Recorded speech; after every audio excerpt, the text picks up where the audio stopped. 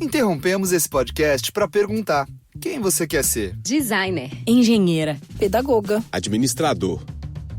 Quer saber? O Senac EAD é nota máxima no MEC. Tem cursos de diversas áreas, com conteúdo elaborado por especialistas do mercado e professores mestres e doutores. Ainda tem o Senac Carreiras, conectando estudantes a vagas de emprego em todo o país. Saiba mais em ead.senac.br/graduação. Olha o contra-ataque aí, vem que vem o time avançando rápido pelo meio de campo. Bola dominada no pé do camisa 10. Ele vai pra cima, passou pelo primeiro, passou pelo segundo. Invadiu a grande área, vai chutar. Bateu, é gol! Que golaço, minha gente! A experiência de futebol mais autêntica já criada para os games. Junte-se no 5x5 Rush, a nova maneira de jogar com os amigos e leve seu clube para a vitória. EA Sports FC 25. Dê tudo pelo clube. Já disponível. RH, quer saber como voar no trabalho? É só usar a Flash. Com a Flash, você concentra toda a gestão de pessoas em um único lugar. Faça a admissão dos colaboradores e solicite mais de 8 categorias de benefícios. Ah, e você ainda pode fazer todo o controle de ponto. Conheça o novo onboarding integrado da Flash em flashapp.com.br.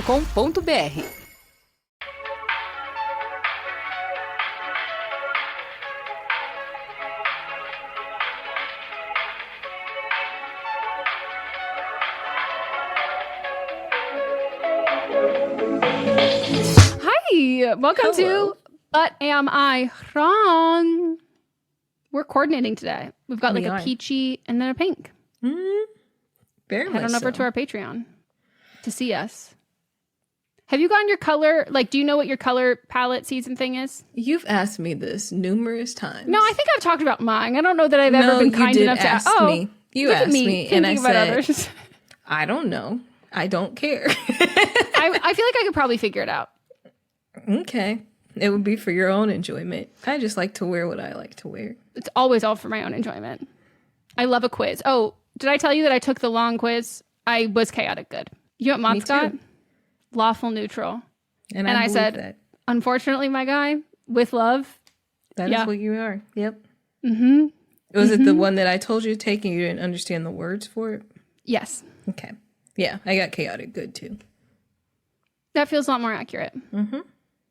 I love direct questions. That's why, like, a lot of other things, like, I'm not good at because I'm like, what's the context? Like, is this every day? How often? What mood am I in when I'm answering this? It's why every time I've taken the IN at the person Myers-Briggs, I get a different one every fucking time. You're only supposed to take it one time. Yeah, but I'm probably not being on. Like, it takes a long time for me. I'm not necessarily not being honest. Not being honest is part of the test. Okay, well, I don't remember what I got the first time I took it. I take no it. idea. I think I mentioned this before, but I take it as character when I'm writing something. I take it as the character, and it helps me develop the character. That's great. That's fun. Yeah, it is. I like fun. that. I was watching Millie Bobby Brown interviews. No, was it Millie Bobby Brown? Well, Melissa, I've told you. Now that she's off that show, or that show's like over. Don't they still have like a season coming out, or did it already come out? But here's the thing. It's none of my business. Exactly. That show is now no longer my problem because here's the thing. I'm not saying that it's not good. I watched the first season. I get irrationally upset when people become so obsessed with something that like it's the only piece of content and media that people are talking about. So then therefore I revolt and I don't want to participate and I don't want to watch it. That's how I get was with Breaking Bad. Mm-hmm. Also with White Lotus. White Lotus I gave in. Yeah. Speaking of White Lotus, I got a text message yesterday from my sister Meyden, and it just said, Theo James is so hot. And I said, yes, he is. Are you watching White Lotus? And she said, no, she was watching some other show. And I was like, well. He's very pretty. You're finally coming around to that? No, he is. When I remove him from Divergent, where he played the most frustrating and unlikable man ever, that I was like, just hate fuck him already, Shailene. Just give him a little hate fuck. Fuck that man. Yeah, besides that. But that character's also annoying. That's not him. But he's very pretty. Mm-hmm. Again, I would have an oil painting of him in my home. Remember, though, when we had a conversation and you're like, I don't get it. And I said, what is there not to get? And then I told you, Cammie also made a video about liking him too, and I said, Black women just love him. Well, I did a video where it was like smash or pass, and like I passed on him, and Cammie commented, and she goes, "Take this again and do better." I was like, okay, sorry. No, but it's because I only saw him in Divergent, and then I didn't watch White Lotus, but like I looked up pictures of him in White Lotus, and I was like, oh, okay, I totally get it. This is a fully grown adult man. He plays such a dick in White Lotus in the best possible way. He got good practice because he plays a dick in Divergent too. It's a different type of dick. This is a spoiled rich man. Oh, I love that. I'm cool. Like I'm a cool dude, but just saying very passive aggressive things that if you're not really paying attention, it might sound like a compliment, but it's not. Is he British? No. He gives me British energy. No. Where's he from? He is English. I thought you meant the character. No, White Lotus, they're all, yeah. It's meant for them to be obnoxious Americans. Yeah. Theodore Peter James Kennard that's a rich person's name. He's got the pools of accents you have, the British ones. He's got that one. He's got that one. That's the Keira Knightley, the Jude Law, the one where they all sound like they're from the same block, and apparently they are from the same cul-de-sac. Mm-hmm. Do they have cul-de-sacs in? I would think so. What do you think they call them? A fanny wobbler. Everyone who's British is like, are you fucking Helen right now? I was like, are you kidding me? Okay, so cul-de-sac is French, of course, and in French, it means bottom of a sack. So fanny wobbler actually could be it. Mm-hmm. Can you imagine if I just like made up a British term and people are like, that's actually a thing? J.R.R. Tolkien used the name bag end as a translation of cul-de-sac to poke fun at the British use of French terms. So it might be, I think it is. In the UK, they say cul-de-sac as well. Oh, okay. And they usually put close as a suffix for cul-de-sac roads. British people are going to share their thoughts and opinions, or my consistent slander has turned them all off from listening. Helen's still around. Well, I know, but Helen's different. People are asking Helen what's happening with Kate Middleton, and Helen said, like, I give a shit. She goes, I don't know. I don't care. So, it's different. Maybe we got our Irish. Any of our fellow Irish, throw that out here. Let us know. Do we have any Irish listeners? I don't know, but we really should. All right, well. So what a great segue into us telling you that we're never wrong, as we just lie and make up things for sport and for fun, which was one of my hot takes a couple weeks ago, is bring back lying for sport. I love telling tall tales. So this is a podcast where we talk about our own lives. We tell you when you're being wrong. We talk about celebrities, pop culture, current events, everything, and it is all divvied up into 3 different segments, but we'll explain each of those segments beforehand. But what you really need to know is we've been described as ethical gossip, and it's a participation activity. You can vote on who you think was wrong in each segment that we have. So we post those on our Instagram, which is just Meyden and Melisa. First time I've ever gotten that username right on the first try. And you should also double check that I got that right by clicking the show notes and seeing it out. And we put them in the highlights as well. And we also ask that you share your thoughts and feelings. So like why you voted the way you did, if you voted with the rest of like the majority or not. We'd love to hear both sides of it, or whatever personal experiences. And then we read the results as well as your messages and possibly updates from people who we talk about. Next week, we will be doing Mean Girls, the musical, the movie. So make sure if you're listening on Thursday, we happen to be recording on a Friday this week. So you have time. Get them in. Hot takes for Mean Girls, the musical, the movie. And that's how I'm going to refer to it. Mean Girls, the musical, the movie? Mm-hmm. Like High School Musical, the show, whatever series. It is. The series. Do people abbreviate that? Like an acronym, I mean? That's too many letters. You might That's as well what I was just going to say say. it At that point, people do that with certain Taylor Swift songs, and I just go, that's actually 16 letters. We're not going to do that anymore. Mm-hmm. One of these is a sentence, and another one of these is Morse code. So, like, let's not. So, that's what we have for you coming up. So send them DM. You can also email. And yeah. Woo! Can't wait. I'm excited. Me too.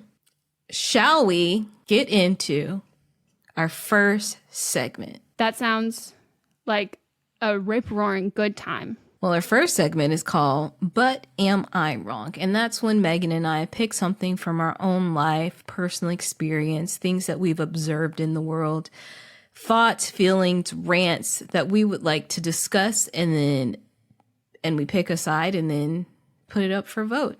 And it is your turn to go first. Woo! Mine is kind of a hot take, but also mostly me asking. Confirmation. I don't think I'm wrong. I'm not wrong for thinking that 99% of the TikToks we see are staged, right? I don't think it's 99%. Okay. 87% of I was not all of them, but Anything that's in public. no. What's that word that I'm trying to do? Like when it incites something? Not like rage bait specifically, but like Give me an example, like that one, something like when that people are doing those on the street interviews and they try to act shocked, but it's like we already, like, this is rehearsed, like that kind of thing. Things when people are doing something that are like, you know what the comment section is going to be already before you open it, and it's just like, oh, this is you're so clearly trying to get reactionary, right? Yeah. Yes, That works. Mm-hmm. Reactionary content. I think I would say 95% of reactionary content creators, not Yes. like a I will singular say, one-off. Yes. Yeah. I will say reactionary content. Yes. Different from stage though. So here's my thing. I ended up on a side of TikTok that I cannot stand. And it is financial advice TikTok. Oh. And God. so I not even close to it. I don't know how I ended up on this. And for me, it was like so clear, like immediately, that the content wasn't really about giving financial advice. It was about calling women like frivolous and like silly and stupid. And then I started deep diving and seeing what other people they had on. And it was mostly like young, attractive women who were making money and then spending a lot of money. And then it was kind of like schlubby, middle-aged guys or young, out-of-touch guys with like trust funds, or ones with like sob stories who like went through it and are like trying to figure out how to get on the other end of it. And I also, I have an issue with people like giving financial advice, being like, eat less avocado toast. But then I also, to me, I was like, this feels specific in the point that like you're bringing on an 18-year-old who has bought 2 Jaguars, who's like kind of smiling as she's saying, no, I'm not going to get rid of them. And you're like, you're a fucking idiot. And it's like, you mean to tell me that like these beautiful, gorgeous, successful, but girls who spend a lot of money are writing in to get on your show so you can berate them publicly and call them stupid here and have all of the comments be like, fucking women, man, like fucking women. And so then I ended up on people recording customer service phone calls when they're on the other end of it, talking about this. That to me, I'm like, so I know customer service and even like sales, a lot of things that are done traditionally have always been done remotely, like have always been done over the phone. And a lot of it, like not customer service, like in-person customer service. So a lot of those roles like that have been in call centers or anything like that, where you're not like dealing with people face to face. The turnover usually for that, like the laws that you would be able to like record your side of the conversation with very specific details and like talking about this idiot customer and then posting it in multiple parts is just, you can't do that. Shocking to me that people would see that and be like, oh my God, fuck that customer. And I would be like, I'm watching it going, there's no way that this is real, because this person wouldn't have a job. And it'd be like, look, like I wish all customer service people were like you. And I'm like, totally. But that's also why I don't think this is true. Because if you were like that, you would get fired. There's a reason why people can't behave like this. I don't think it's fair, but like, you'd get fired. How are you getting on these sides of TikTok? I think it's because I was just like, there's no way this, like, I get into deep dives, and then those ones, like the multi-part ones, I think they know I like multi-part series, and then they keep serving me more multi-part series. But I just think that person who the financial one does not have like a financial degree. Like, he's not, doesn't work in that. Totally. Like that man that, Dave Ramsey.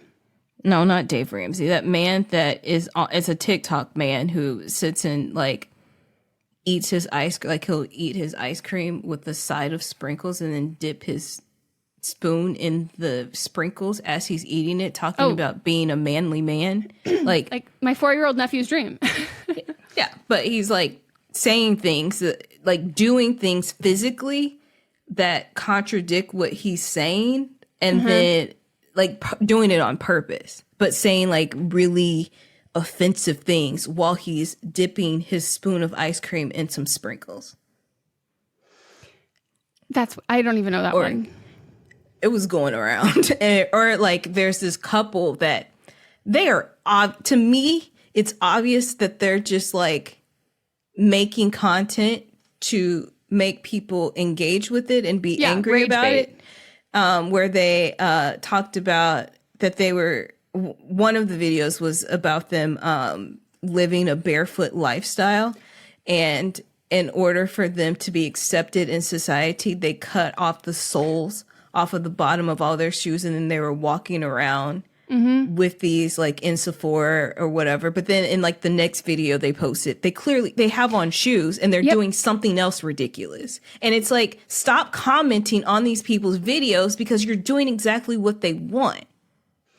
I think the decline in like my perspective of like media literacy at this point, like I think anybody who is like actively making troll content that is not so overtly obviously troll content, I'm like, not the time in the misinformation war. But also as consumers, I'm like, y'all, if you bought this, I'm so afraid of what Russian propaganda and like any other propaganda. You're like, sounds legit. I'm just like, wow, what is going on? Like, you can there was someone who made this TikTok that I think it was one I sent to you, and I don't even think I prefaced it with you, but like we both know it wasn't true. But the girl being like, why don't they make, I love pickled foods, why hasn't ever pickled a cucumber? And like, she's clearly joking. Yes. And like, you go to her bio, it literally says troll. And specifically, a lot of the time, I do find that that will happen with women, because people are like, well, women don't know how to be funny because women aren't smart enough to be funny. So if a woman was funny, it was only because I found her funny because I'm laughing at her and she was funny on accident. And it's like, women aren't funny. But like, it is that level that I feel with these other things that I'm like, this is so transparent, but people are like, I am on your side, girl. And I'm just picturing this woman who just ordered a headset, I think, from Amazon and is talking to herself. And also, when you act, you can clock other people who are acting. I go, that wasn't enough of a pause for them to have said what you're replying to. Like that just, there wasn't enough of that there. And it's just, I just think it's so fake. And it's crazy when people will share it around, especially like younger people who like we think of as being like very on top of spotting things that are fake or whatever that is, that I'm like, I hope everyone, we need to, it's not just the deep fakes of Jennifer Aniston being like, hi, you have won a purse from my collections of Did you purse. see the Oprah one? No, but it's the same fucking one that did the Jennifer Aniston one. I need to find the Oprah one. Like, I think like a lot of the time we're like, oh yeah, it's that. Or that like one girl who like was not a real human for like years was like 3 years ago or something was being a vlogger or like a talking to camera person, and then it came out that like she was like a Russian propaganda AI bot or whatever. So like, I'm just like, it feels so innocuous when it's like little things like the customer service one. It feels a little less harmless when it's things like women don't know how to do, women can't control their own, look at this woman, she can't do any of this, like, blah, blah, blah.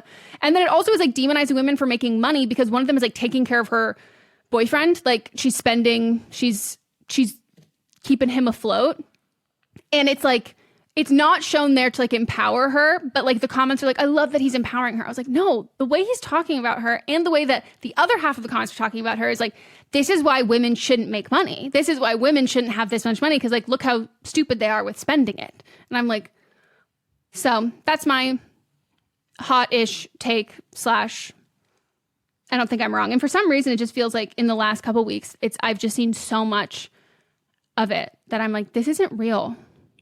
But that's also like that girl Pearl that used to go, I don't know what she's still doing. She's fallen off my radar, so thank God. But I used to come across her videos all the time where she first built up a following. I followed her initially because she was just talking about how she had rich parents and given like tours of like cool things in her house. And no then way. I didn't know that. Yes, like that's when I started following her and I was just like, this is cool. Like, and it was during the pandemic. I was like, there's like, you've got like weird, fun stuff in your house that a lot of people don't have. And then she started dating that dude, that black guy. And which Pearl are you talking about? the one that makes it weird, that was talking about like women being like, she started going on all these podcasts talking about she dated someone. I thought the whole thing was she never dated anyone. She dated that black guy and then was like, oh, he dumped her, and that's her villain origin story. Yeah, and she was making like content. That's when I stopped following her because she was making content where she was fetishizing him, and then I was like, "You're gross." And then that's when he dumped her, and then that's when she started going on all those podcasts saying all that. Girl, you've been on day one Pearl lore. I didn't know any of that shit. Yes. You watched the villain origin story in real time. Yes. Well, imagine rich parents not being enough of a villain origin story. Yes. Like, whoa, that's crazy. Mm-hmm. I had no idea. I avoid everything she does. When I started seeing her on those podcasts, I was like, wait, that's not that same girl, is it? And I went back and I was like, yeah, that's 100% her. I'm shocked. Yeah. Wow.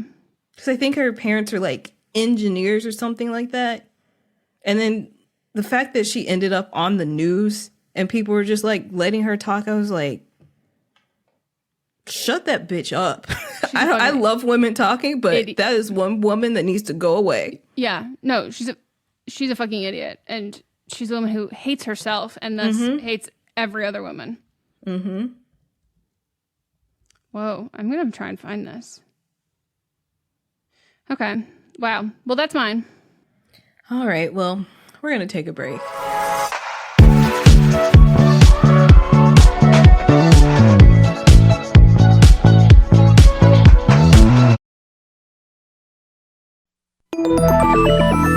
With something like 5 million podcasts, finding a really good one can take a ton of time. So let me recommend one. It's called Something You Should Know. I'm the host, Mike Carruthers, and in each episode, we discuss topics that can be really helpful, like how to read people better, the psychology of crowds, or fun things like the story of Legos, or why you probably wouldn't be here if it weren't for horses. Something You Should Know is the name of it, wherever you get your podcasts. Contained herein are the heresies of Radolf Buntwine, erstwhile monk turned traveling medical investigator. Join me as I study the secrets of the divine plagues and uncover the blasphemous truth that ours is not a loving God, and we are not its favored children. The heresies of Radolf Buntwine, wherever podcasts are available. What's up, everyone? It's Noah Daniels. Hey, y'all, I'm JJ. Hey, guys, it's Kat. And we're your hosts of the Real Hauntings podcast, where we bring on guests who share their first-hand encounter ghost stories and supernatural experiences. Now on to the trailer. I've been warned to not tell this story, but I think because of the way it ends, it's okay to tell this story, because some people say that with certain entities, to like speak of them or talk about them or in any way like portray them as powerful will attract them to other people. The creepiest thing about it to me is a lot of times it would wait for me to notice it. Like, it would just lay its arm out like this, and then I'd be like, where is it? Where is it? And then I'd see it, and then it would just slither back. For more information on the Real Hauntings, Real Ghost Stories podcast, make sure you check out real.fm to learn more about our podcast and many other amazing podcasts.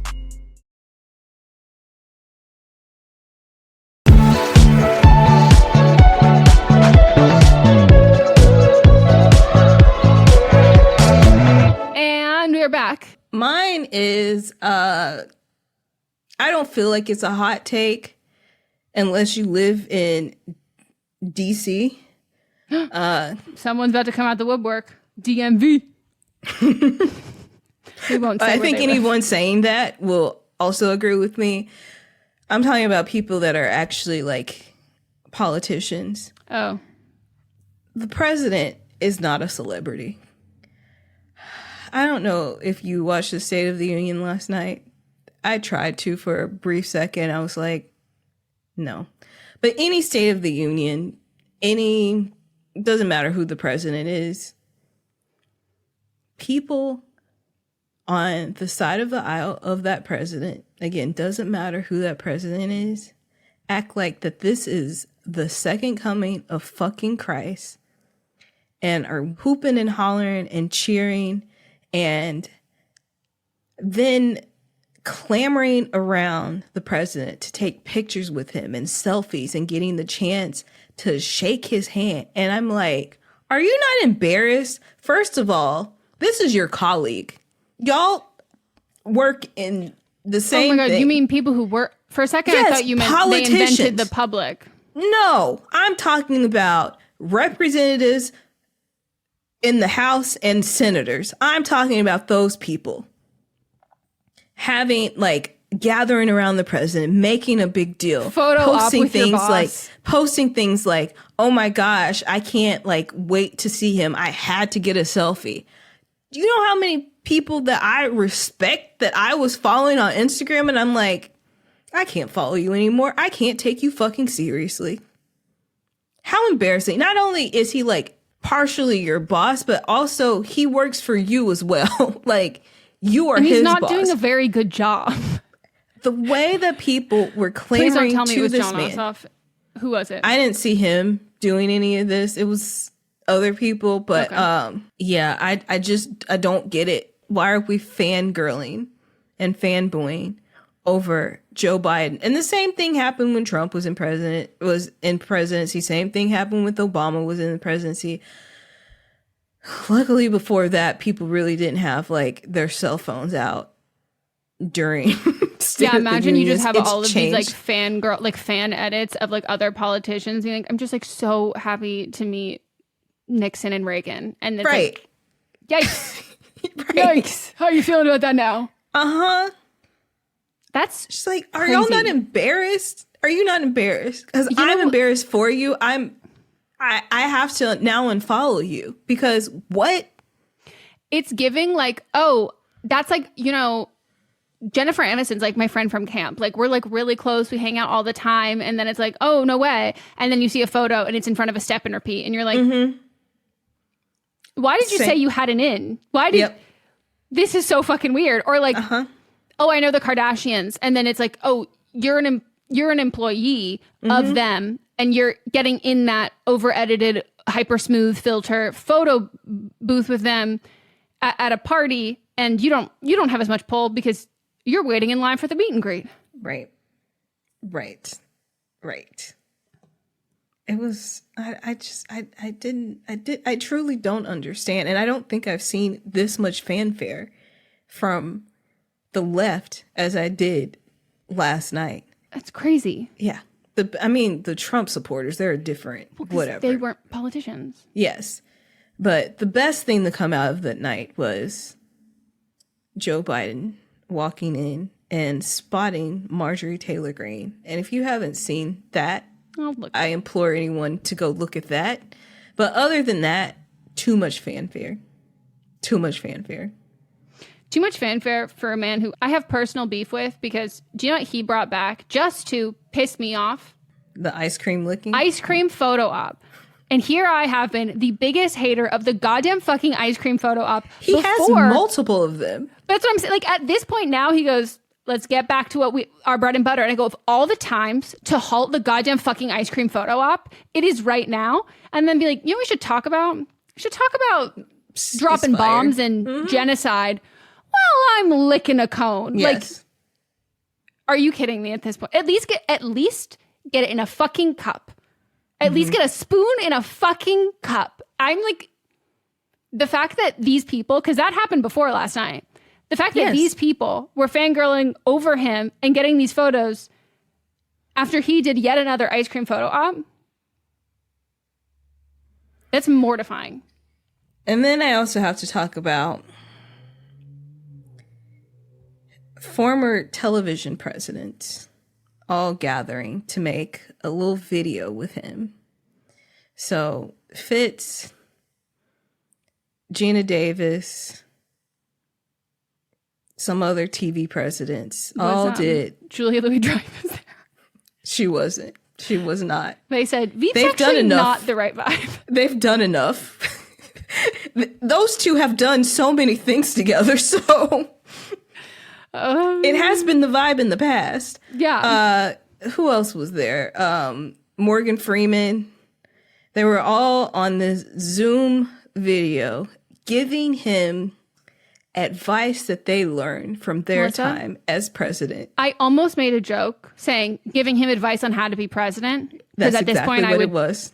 I would trust Fitz more. That's exactly what it was. And I was also like, are you not embarrassed? Because Fitz literally told him some advice that Olivia Pope had said. And I was like this, y'all are so unserious right now. Fitz's but advice, this is supposed to be serious, and you're trying to use asking this for my as a vote way. right now. You're asking this in a way to like humanize him, and I guarantee he didn't know who most of y'all are. No, he knew who Morgan Freeman was because they're peers. I guarantee he's never seen Scandal a day in his life. That was cold. Morgan Freeman is offended. They are.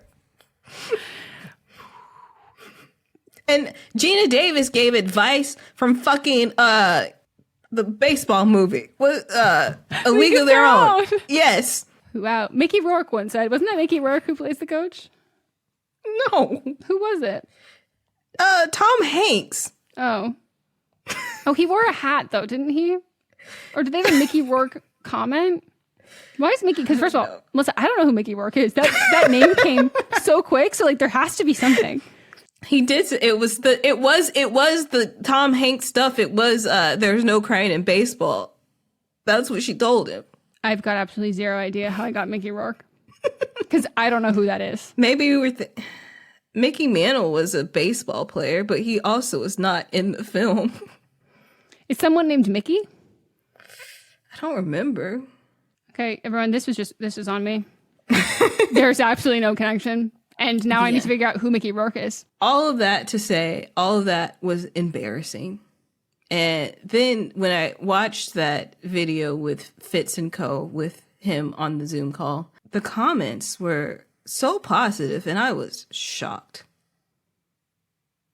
It's like no one had anything else better to do. No one. I'm just a little surprised that the advice he didn't give was, I famously went to war over Kerry Washington being kept. They probably told them, don't say that. No, you know that they probably invited Kerry, and Kerry said, oh, maybe I'll bring up the time that I told Fitz not to do this. And he did it, and I was mad at him. I think that he can't piss me off more, and I can't think I can be more upset at, like, the rest of the colleagues. Like, it just feels like, at this point, I'm waiting for, like, a White House trust fall, like, bonding retreat, and I'm like, we have so many other things to fucking do. And, like, they're going to bring Jay Shetty. I'm waiting for Jay Shetty to sit down with Joe Biden, and at that point, we ride at fucking dawn. Like, this is getting so out of hand. Yeah, it is. And I'm wondering who it's really for, because if you're saying the comments, I'm like, who? What is that goddamn fucking audience? There are people that do love them. But what age range do you think? Well, it was TikTok, so it couldn't have been that old. I mean, there are older people on TikTok, and if they're serving it to serving it out to specific audience. Yeah, but I'm like, I feel like I got it because of Scandal. It is time for our next segment, But Are You Wrong?, where we read your submissions about a circumstance or something you are dealing with in your life, something you've done, something you might do that you would like us to know. Were you wrong? Are you going to be wrong? Are you currently wrong? And we'll tell you. So submit it to butamiwrongpod@gmail.com.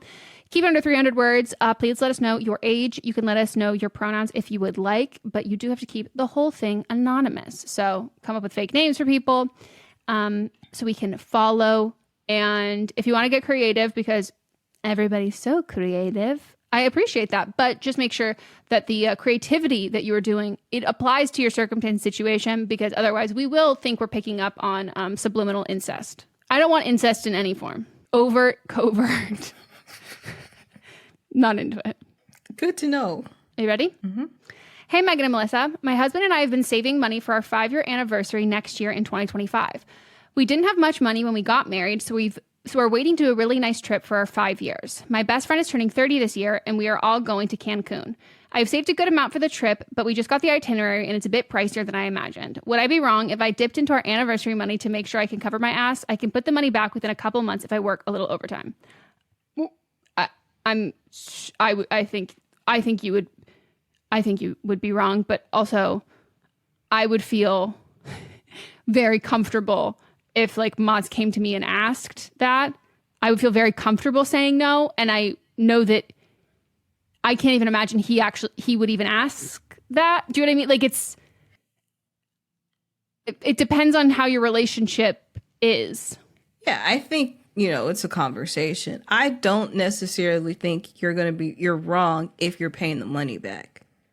Like, because if you're going to work a few more hours, then just put the money back. Oh, totally. I'm not even thinking about in that sense. I guess I should clarify. I'm thinking that like, I don't think spending more money than you were initially comfortable with for a friend's like birthday party. I don't think that that's, depending on how much more it is and like what the cost is.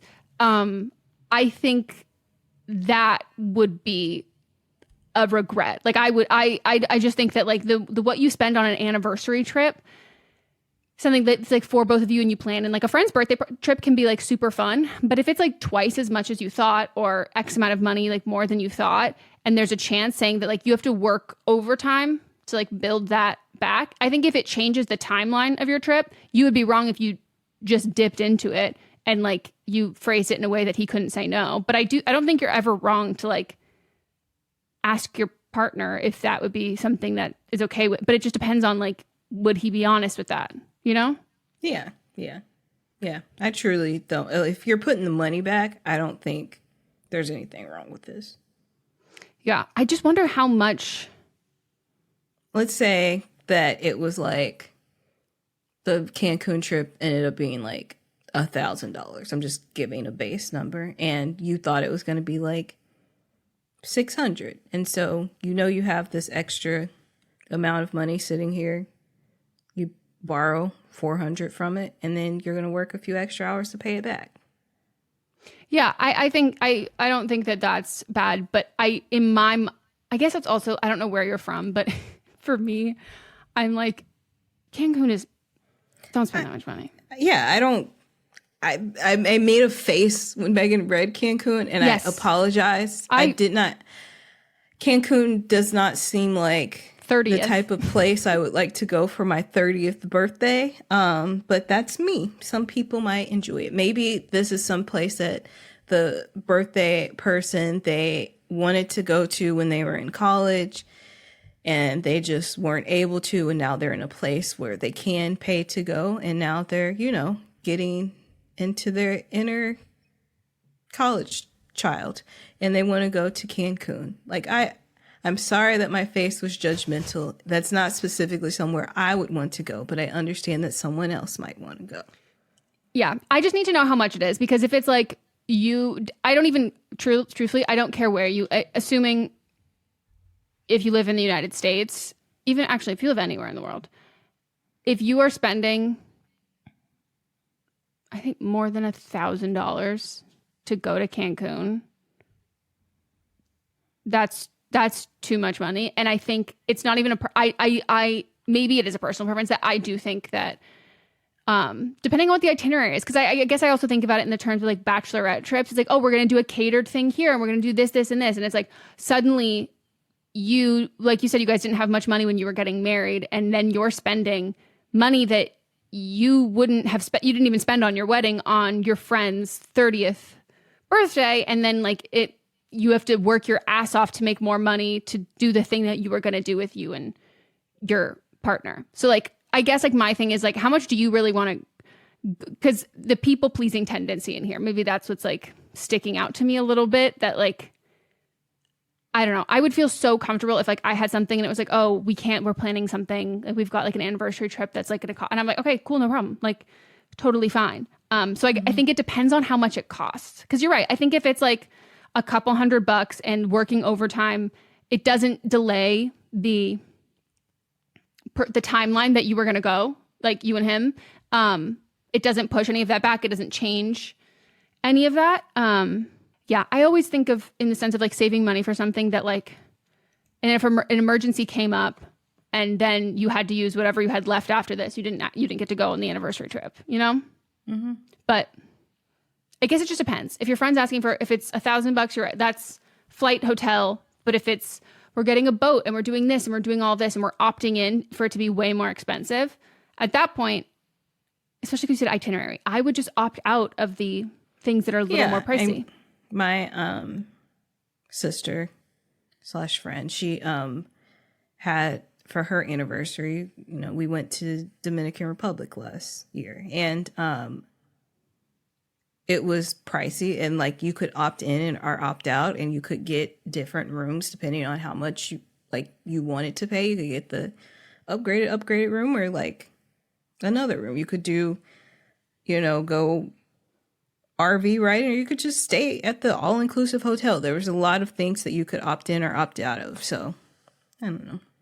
Just depends on what you want to do. You're going to have fun. Okay, your turn. Dear Megan and Melissa, I am 29 years old and I use she, her pronouns. I have been in therapy for a little over 2 years now. Therapy has helped me immensely in dealing with childhood trauma, validating my feelings, and navigating my distant relationship with my family. Before the holidays, however, my therapist went on maternity leave, and I've paused my therapy sessions for about 3 months now. During this time, I honestly haven't felt like I miss my sessions that much. I mean, I liked having someone to vent to about my boyfriend and my mom every week, but I can't shake the feeling that I don't need therapy anymore. I feel like I've already worked on the bigger issues I had, and during our last sessions, I felt like all I did was just repeat previous topics. My therapist felt like there was something I was blocking, and that's why I was holding back in our last session. Honestly, I don't think I was blocking anything. I just feel like I don't want to relive my childhood traumas once a week. Am I wrong for wanting to ghost my therapist? I just think if I do schedule an appointment with her once she is back from maternity leave, she is probably going to push me into continuing my therapy. And I just don't want to go through the awkward conversation. Ghosting feels like the easier option, but I don't want to be mean either. Thank you so much for your advice. Love the podcast. I love when they write into us about ghosting, because I'm like, you know what we're going to say. You know what and our it's just answer what is. you want to hear, baby. Your therapist works for you. And if they are no longer working for, like they work for you, but if they're no longer working for you, like it's not working out, then that's not someplace you need to be spending your money. That's my opinion. I don't think you're wrong for ghosting, especially if you haven't missed her during this time.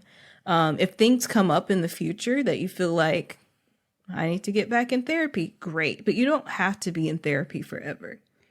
Yeah. And also, ghosting a therapist is not like ghosting a friend or something. But I mean, I also don't even necessarily feel that about friends, but like ghosting someone is only permanent if you both decide that it's permanent. Like you can always reach back out. And again, especially with therapists, you can like ghost your therapist and then 2 years later be like, I don't really want to start over with a new therapist. And like, I did like them, like, let me go back. And that's like, fine. I I think when you no longer feel like you're getting anything out of therapy, and then when you take a break from it and you are not missing that and your life isn't like craving that again, I always knew that like, oh, I'm ready to get back in therapy regularly. When I was like, oh, I cannot wait for this session. Like I have so much to talk about. And then it got to the point where I'm like, I don't know at this point. And then, you can pick up sessions here and there of like things that might be helpful for you. But I don't think that it's mean. Also, if she was on maternity leave, she did this with all of her clients. And I'm sure she's had people who have left messages about trying to like get in as like a new client. So I don't even know if she would expect you to reach out to schedule a new appointment, or she's going to reach out to schedule a new appointment, or whatever that is. But I, without a doubt, will think that this is specifically a profession that it's a very typical thing. Like it's very typical for that. I don't think a therapist would take it personally if a client is like uncomfortable breaking it off. So I don't think you would be wrong at all. And it also could just be like, you've reached your end of time with this therapist. But yeah, I mean, I had a very similar thing about just not wanting to like relive certain things over again. And like if it stops being productive, you're not there for you anymore. You're there for her. Same. Like my last therapist I had, just kept wanting to talk about things that were not what I was there for, and things from so far in the past that I could care less about. And she was like mad, well, not mad, but she kept trying to like make me be mad about things that happened 15 years ago. I've moved past that. I don't care anymore. And some people want to fit you in a box that like they already know, like any kind of doctor, where it's like, this is what's going to be your thing first, because like you fit the archetype. And then when you don't, it's like, okay, but this is not like a college case study at this point. Like I'm a real human, and like I'm actually here because I want to get shit done. If like you don't want to, then okay, but like this is a waste of both of our times. All right, well, you're not wrong. No. We're going to take another break, and when we get back, we'll get into But Are They Wrong?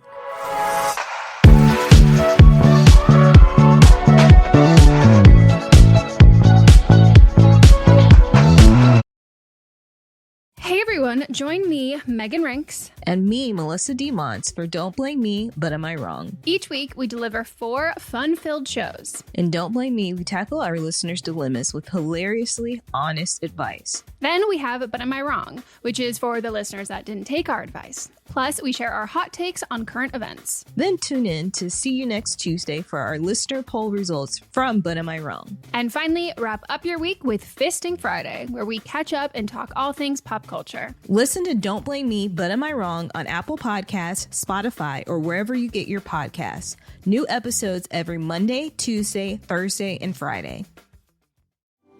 Do you love Disney? Then you are going to love our hit podcast, Disney Countdown. I'm Megan, the Magical Millennial. And I'm the Dapper Danielle. On every episode of our fun and family-friendly show, we count down our top 10 lists of all things Disney. There is nothing we don't cover. We are famous for rabbit holes, Disney-themed games, and fun facts you didn't know you needed, but you definitely need in your life. So if you're looking for a healthy dose of Disney magic, check out Disney Countdown wherever you get your podcasts. I'm Brennan Storr. I'm Paul Bestall. We're the Ghost Story Guys. And every 2 weeks, we explore first-person stories of encounters with the paranormal from all around the world. Then we have some fun reacting to those stories. We like to say our goal is to scare the hell out of you, then make you laugh. Belief in the paranormal is not required. All you need is a love of great storytelling and curiosity about the world around you. Come find the Ghost Story Guys on Apple Podcasts, Spotify, and everywhere else fine podcasts live, or at ghoststoryguys.com.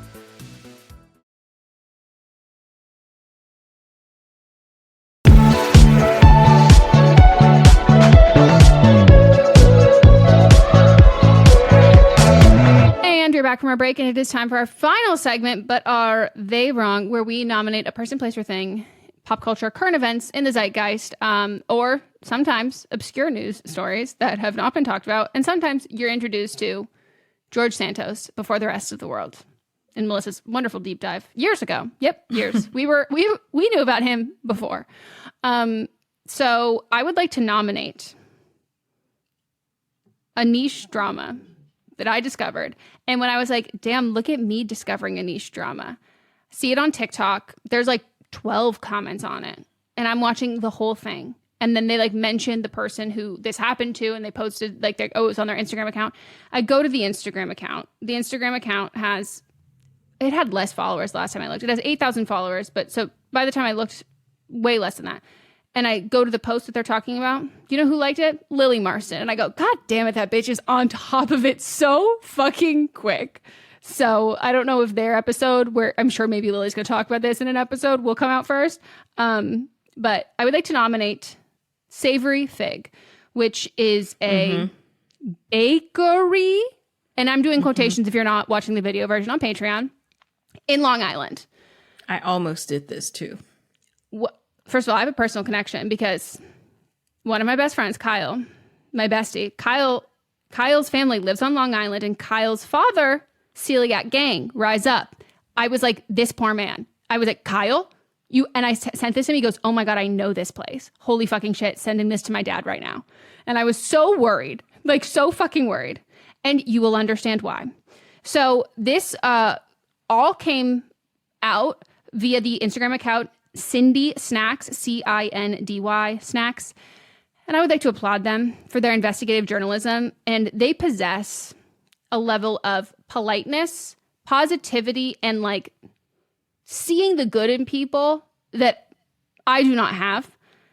So this all started February 23rd, when Cindy Snacks is a little like vegan market. It looks like a bodega, and they've got vegan snacks, gluten-free stuff, all of that, and it's in Huntington, New York. And it's very cute. It also looks like it would be on Melrose, if anyone's like LA area trying to get a little idea of it. So it's a vegan market, and therefore, you know, they have lots of shipments and things come in, and because it's local, they'll have a lot of other local places bring these things. And so they got, you know, the owner of Savory Fig, this bakery, had dropped off their order, and they had previously been stocking these donuts. And in the middle of the donut box was a donut with purple icing and sprinkles in a magenta and an orange in the letter D. And whether you're from the East Coast or not, you know that is a Dunkin' Donut. That is the Dunkin' Donut. That is the Dunkin' Donut. It is like almost the level of like the Simpsons like the image of it. We were in the color scheme and everything. So the owner immediately became concerned and was like, this looks like Dunkin'. Again, they're in New York. Cannot stress that enough. And they were decorated differently than a lot of the other ones. And, you know, they were like, what's going on? And immediately texted the owner, like Savory Fig, and basically said, like, you know, I don't mean to put you into question. Like, really prefaces being like so kind. Like, I just like for my own peace of mind, like I'm just this looks like Dunkin' Donuts, and these are advertised that what you're giving us are vegan, gluten-free donuts, and we people with allergies and like food sensitivities, intolerances, celiac, all of that, like they come in here and we guarantee them this. And they double down, being like, oh no, that's not, I those are just like a sprinkles that I bought. And they were like, could you send the sprinkles? And they're like beating around the bush. They finally like send like a generic, like Amazon, just like letters sprinkles. The person from Cindy Snacks who's talking about all of this is sharing this. Their name is John. So I'm just going to refer to them as John. And then Savory Fig is the other one. So John then posts a picture takes a picture of like the sprinkles that Savory Fig said were the ones that they used. And side by side next to the donut, they're completely different sizes, different colors. And like you would have to pick out each individual D. And the Ds are like 10 times the size. It's just not the same thing. Send it to them. They're just being so fucking cagey, and they're doubling down, being like, no, these are all vegan and gluten-free, blah, blah, blah. And they obviously are like, this is fucking insane. Like, this is a goddamn fucking Dunkin' Donut. Beyond the fucking sprinkles, like, blindfolded, without tasting them, I could tell you what's a Dunkin' Donut. I could tell you what's a Krispy Kreme. Like, there are only so many of these donut chains, like, especially once they get stale, if that's a fucking Dunkin' Donut. So they cut it up and do a gluten test on it. So you like sift it up really fine. And of course it comes back testing positive. I'm sure they did one for dairy as well, but I don't know what the testing of that is. And it's the confirmation alone that once you do that gluten, it's the Dunkin' Donuts. And they've cut like all ties with all of this. And so pretty much it's not just that donut. They suspect, which without a doubt definitely is, that all of these donuts have come from Dunkin'. And so they had the Valentine's Day ones, which they like Savory Fig, like low-key, like didn't even really try to rearrange, but like it's the Valentine's Day Dunkin' box. And they've like cut all ties with this company or this person, whoever is doing all of this, and they're taking legal action. And they said that they'll like update people when that happens. But like this is like so wild to me and so fucking crazy because it's so insidious, because the vegan community and gluten-free, as someone who is gluten-free, I could not tell you what the cookies of the month at Crumble are, because it doesn't cross my, because like I cannot consume them. So like that's not even in my, it's not even in my world. And that's what happens when you have food allergies to something like a major thing like that, where you cannot eat anything there. So to so blatantly know that you can screw over people who have a store, vegan, gluten-free, because you're like, I'm not even going to find something that's like niche or somewhat, it's insulting and so wildly reckless that it feels malicious. It's horrible. And it's horrible. And like, they should be I don't mean Cindy Snacks, I mean Savory Fig, because this will be a lawsuit, so fucking hopeful and lucky that no one got seriously harmed, sick. And a lot of people don't they think of people like gluten-free, like vegan, like specifically like eggs. Like people can have an anaphylactic allergy to eggs. You can have an anaphylactic allergy to like a lot of things. I think even certain milk products, like I don't know, whatever, there's like whatever it is. Casein. Yeah. And then gluten is also not something that's just for everyone to just, it's not always just like a stomach ache or being in severe pain. It can be like a level of essentially like poisoning that like can leave you so dehydrated you die. So it's just so wildly reckless. And I'm so fucking curious how much they were upcharging. I saw this and I was so angry about it because I know how I have a gluten sensitivity, not like a full allergy to it, but like I do get sick after I eat gluten. And to go somewhere where you trust that the food isn't going to make you sick, and then something happens and you're like, I don't know what that was, but I'm like, this didn't sit well with my stomach. But then you have someone that like actually has like celiac that has this, and then they can end up in the hospital or dead. Like, this is poisoning people. And I hope that they get the book thrown at them. Oh my God, yeah. And I think about like, if that was me trying to figure out where I got gluten from something, it's like, whenever it happens to either of us, we're like being a detective to figure out what happened. I'm like retracing my steps. And like, since I got gluten, like the most recent time was from, I'll say, Trader Joe's waffles that said they were gluten-free, but they weren't certified gluten-free. It has scarred me so fucking much that I eat more processed foods now because they will have a certified gluten-free sticker on them than other things. And so if this was me, I would have been like, I would have ruled out immediately. The first thing I would have ruled out would have been this. And I've been like, well, this is safe. And then I would go back and get something else, and I wouldn't get that exact thing. And then I would get sick, and then I'm getting sick, and then I get it again, and then I'm getting sick. Like, that's the thing that's like, that would be the thing that I would be, that I would be ruling out that there's no way it could have been that. And then it happens again. And then it happens again. And it's just like, so fucking, and like, the fact that people are like, oh, good thing that nothing bad. We don't know. Like, we actually don't know. You truly don't know. Somebody, probably not somebody, like, it didn't probably happen. Someone got sick and didn't know where it came from. Without a doubt. They're like, the idea that the only people who are having this are people who just like a donut like itself wouldn't sit well with them. Like that's not like what this is. Like I can't describe it more like it's like you've gotten poisoned. Like it's the most painful fucking experience. I put it right below a cyst rupture. I put period first, like cramps, cyst rupture is the worst pain of my life. And then the second is that, and then food poisoning is below that. Like bad food poisoning is below that. So like, I feel so bad for the owners of this. Like, that's horrible. And like, you know, I hate stories like this where it's like we have like lost the meaning of community. And like when it's like one party who has, and it's like, it's so awful to have a trust in that and like feel like this is how it should be. This is what community is. This is what this is. And then to have that be so like blatantly disrespected into a point where then you have to become like so distrustful of like other humans and other people. And I hate like living like that. Like I don't want to expect the worst out of people and like expect malicious intent out of people.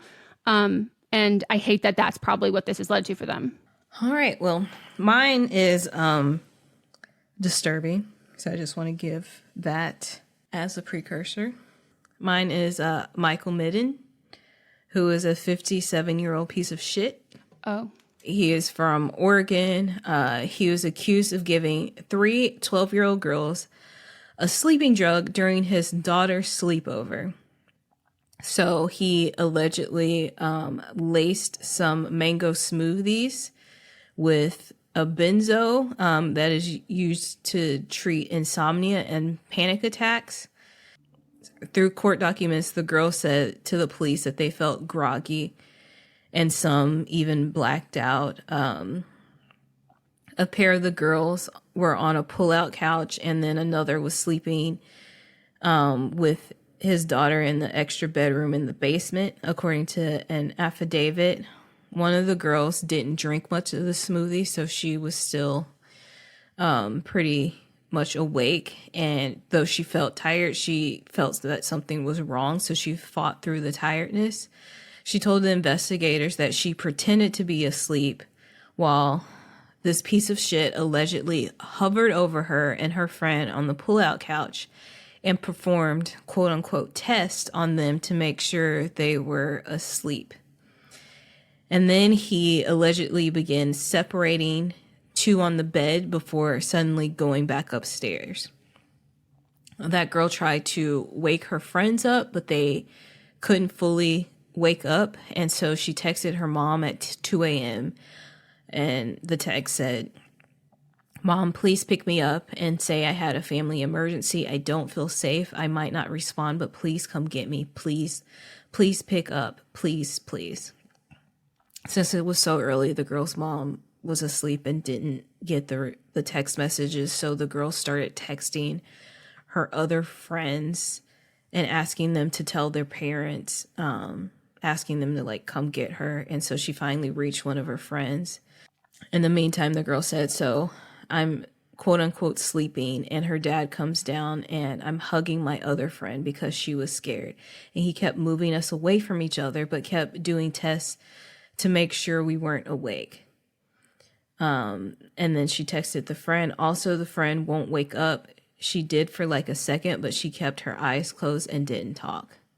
So then the friend's mom came over and picked her up, took her home, woke up the girl's parents, and then the girl's parents then texted the other girl's parents and let them know what was happening.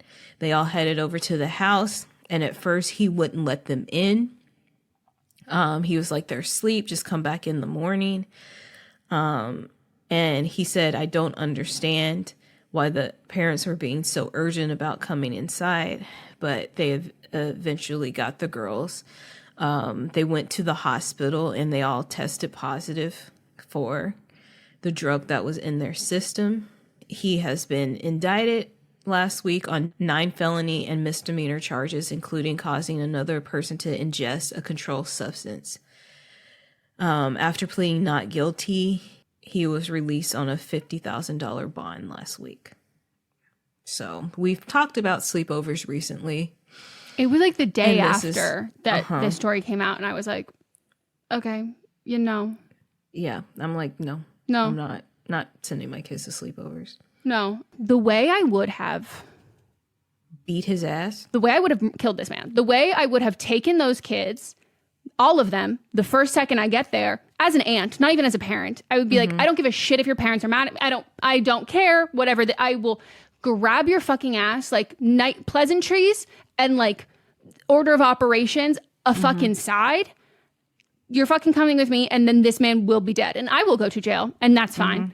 But like the rage that this incited in me, and like the way that I will tell, obviously my niece and nephew are way too young for this, and my other nephews are like my age. But any like kid in my, like that, I will be like, you can call me and text me at any point. If you do not feel safe, if you're at a sleepover, I will come get you. And like, I think I mentioned this when we talked about it the last time, that like I was at a sleepover in middle school and I felt so uncomfortable. Like the dad made me feel really uncomfortable. And the girl I was having a sleepover with, she made me feel really uncomfortable. And my friend faked sick to leave. And I thought she was really sick. I thought she was throwing up, and she asked me to go to the bathroom with her. And so she's like throwing up, and the other friend is like, here, I'll go get you some water. And my friend looks at me and she goes, I'm not sick. Like, I'm making myself throw up. Like, just come with me. And I was like so afraid that like that was me being mean, and that like her and I thought that the feeling uncomfortable there, we didn't have the words to describe why we felt uncomfortable, why we didn't like being there. And I didn't have those words. And so it was like, it suddenly became a coincidence that we both wanted to leave. And then I go, now we're ganging up on her. We're being mean. We're not being mean whatsoever. And so I stayed, and I felt so fucking uncomfortable, and nothing like this happened whatsoever, but just like a kind of like creepy, like pervy dad who's like, rubbing your back and like making you say grace at the table and like rubbing your hand when you're doing this. And like, I'm not religious, and I feel very uncomfortable, and I won't get into the stuff with his daughter, because like that was also it was just uncomfortable. She wanted to sleep in the same bed. I was not comfortable with that. And like, she just was very touchy. I was not, and I'm not a touchy person, like to begin with. And I just was like super uncomfortable. And that as like a conversation of being like, I'm so proud of that girl. And I know a lot of people are giving her parents flack for not waking up. I'm really proud of whoever raised her and her parents for her having because I was probably the same age, having the language to describe and the knowledge that she felt uncomfortable and that she needed to get in contact with an adult, and not stopping and not being like, oh, well, I can't get in contact with them. I'm going to be a bother. And again, that was like my thing. Like no one had that conversation with me and like, so again, people are giving her parents shit. And I just want to say that like how she handled herself in this is like proof that she knew to trust her instincts. She knew to trust her gut. And she knew that even if it was hard, she had to keep going. And like, that's just remarkable. And I know people are giving her shit, but those parents are the ones that contacted the other parents to get them out too. Yeah. And those parents feel horrible. Yes. Ugh. Should we end on something somewhat positive? Yeah, let's talk about that. It's kind of old news now, but that lady, that billionaire that donated all the money to the school, and now all those medical students get free tuition. Did you see people being mad at her? Saying, what a bad use of money. This could do so much more. Like all of these med students with all of their money who are going to make all this money. Like this is how the rich stay rich. And I was like, oh my God, we're just saying words. This is not what it means when you say this is how the rich stay rich. The rich stay rich by not tipping when they go to a restaurant. That's the yeah. This is how you prepare doctors for the workforce that aren't concerned about how they're going to pay back their loans. This is how you create students that aren't worrying how they're even going to make it through med school because of money. All they have to do is focus on school. Do they think that it's like the third year and you're giving a bunch of juniors who are already enrolled in medical school being like, we're going to pay off this or the rest of, like, I'm like, that's not now you have people applying who this becomes an option that was not an option before. Like, what are you talking about? Like, the idea also that, like, in order to be a doctor, like, all doctors come from, like, affluent backgrounds. I'm like, what are you?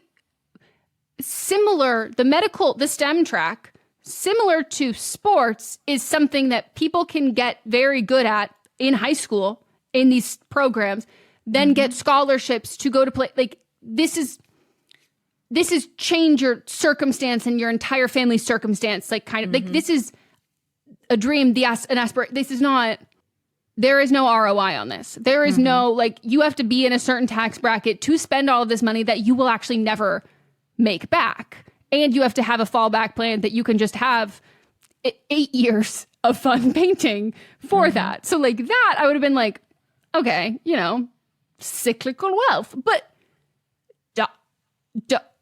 also, we need doctors. We need good doctors. And we specifically need Black women doctors. We specifically need less rich white men doctors. The only way to do that is to help people who are not rich white men become fucking doctors. I was floored by that. But I mean, not what she did. I thought that was great. But, like, I was like, what do you want her to give her money to? Right. Like, I would trust that hell of a lot more than giving it to your city to say that please do X, Y, and Z with this, because you don't know that they're not going to do that. People will complain about anything. Well, my feeling is that there's a lot of they used to be Bernie Bros, but a lot of, like, faux leftists that are really just, like, propaganda bots who are here to try and make leftists look like absolutely irrational and totally crazy. And, you know, like, I'm like, this is, you're harming this. And I think that's your intention. That's it.